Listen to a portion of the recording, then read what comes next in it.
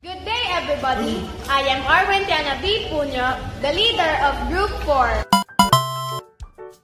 And for today, as part of our performance task in math, we will show you what the importance of numbers are and what would happen if one day math just disappeared. But before we begin, I would like to introduce to you my proud group members. Starting off with Aiden Marcos Pedro. Hello.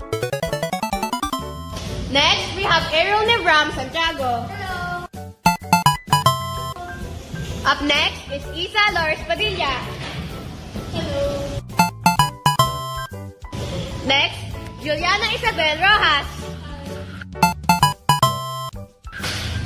And Darren Shea Perseveranda. And finally, Gianna Grace Parinas.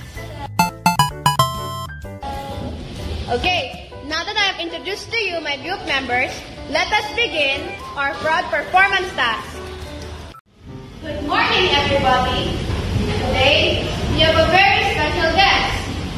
Let's welcome the school principal, Ms. Isa Loris.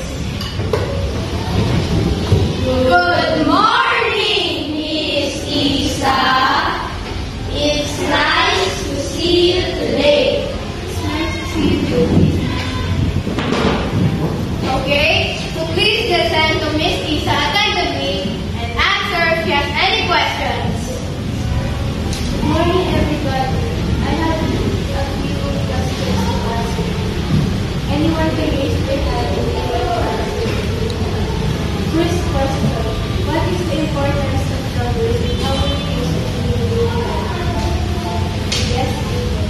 The importance of numbers in our day-to-day lives is to make exact calculations for first grades to learn numbers in our room. Also, I use math whenever I need to buy something. Ay, naku, Aiden! Bakit po, ma? Wala na pala tayong itlog. Total, wala ka namang ginagawa. Pwede ka naman siguro lumabas at pinagawa ng 10, di ba? Sige po, ma. O sige, ito o.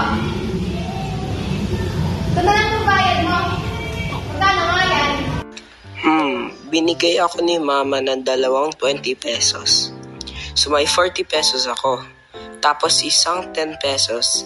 Ibig sabihin ay binigyan ako ng 50 pesos ni mama. 50 po. Sige, tama. Kailangan mo ba ng pagkasahe? Hindi na po. Sige, mag-ingat ka. Tumingin sa nilalakaran. Sige po. Thank you po, ma'am. Bye.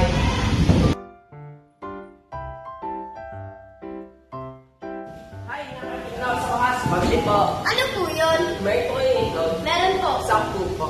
10? Ba't di mo na lang gawing sandusena? Dadagdagan mo lang naman ng 2. 10 itlog ang pinapabili sa akin ni mama. Tapos para maging sandosena, dagan ng 2 itlog yung 10 itlog. 10 plus 2 is equal to 12. So ang sandosena ay 12 o 12 itlog. Teka, baka hindi naman kasya yung pera ko. Sige po. Magkano po isa? 3 pesos isa po. So kung 3 pesos isa at 12 ang bibilhin ko, then 12 times 3, 36 pesos ang babayaran ko. Meron akong 50 pesos. Kung 36 ang babayaran ko, magkakasya pera ko at may sukli pa akong 14 pesos. Sige po. Isang dosenang itlog na lang. Sige po. Ito po, 36 po yan lahat.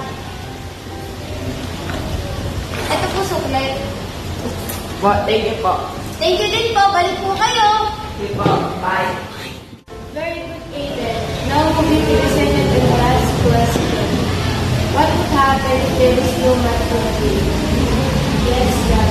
If there would be no math for a day, there would be chaos everywhere in the world. Tay, naku, Diana. Ano po yun, Tay? Wala na pala tayong itlog.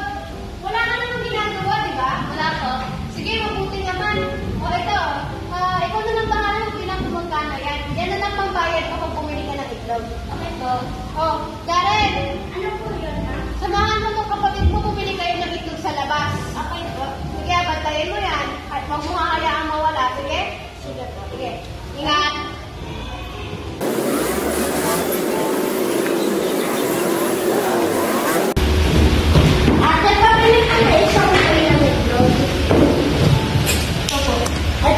yan.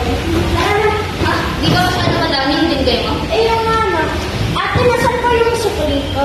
Sukli, kulang nga yung binigay mo eh. Paano mo nalaman kung lang binigay ko? Ako ba ako pinipiloso ko? Ano ba yan? Ang dami mo na ng problema eh.